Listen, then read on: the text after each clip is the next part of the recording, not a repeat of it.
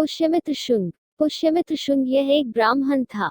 उत्तर भारत के शुंग साम्राज्य के संस्थापक और प्रथम राजा था। इससे पहले वो मौर्य साम्राज्य में सेनापति था।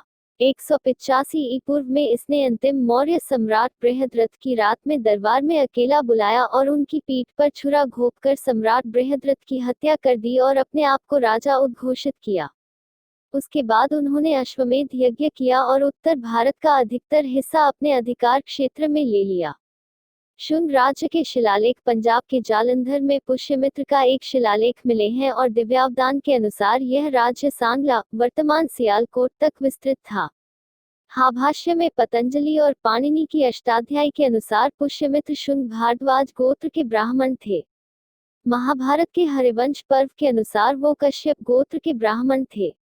पुष्यमित्र ने जो वैदिक धर्म की पताका फहराई उसी के आधार को सम्राट विक्रमादित्य व आगे चलकर गुप्त साम्राज्य ने इस धर्म के ज्ञान को पूरे विश्व में फैलाया।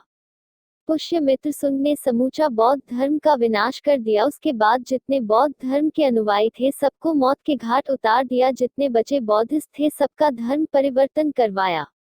पुष्यमित्र का शासन प्रबंध। साम्राज्य की राजधानी पाटलिपुत्र थी। पुष्यमित्र प्राचीन मौर्य साम्राज्य के मध्यवर्ती भाग को सुरक्षित रख सकने में सफल रहा। पुष्यमित्र का साम्राज्य उत्तर में हिमालय से लेकर दक्षिण में बरार तक तथा पश्चिम में पंजाब से लेकर पूर्व में मगध तक फैला हुआ था। दिव्यावदान और तारानाथ के अनुसार जालंधर और सियालकोट पर भी उसका अधिकार था। साम्राज्य के विभिन्न भागों में राजकुमार या राजकुल के लोगों को राज्यपाल नियुक्त करने की परंपरा चलती रही। पुष्यमित्र ने अपने पुत्रों को साम्राज्य के विभिन्न क्षेत्रों में सहशासक नियुक्त कर रखा था और उसका पुत्र अग्निमित्र विदिशा का उपराजा था। धनदेव कौशल का राज्यपाल था। राजकुमार जी सेना के संचालक भी थे। इस समय भी ग्राम शासन की सबसे छोटी इकाई होती थी।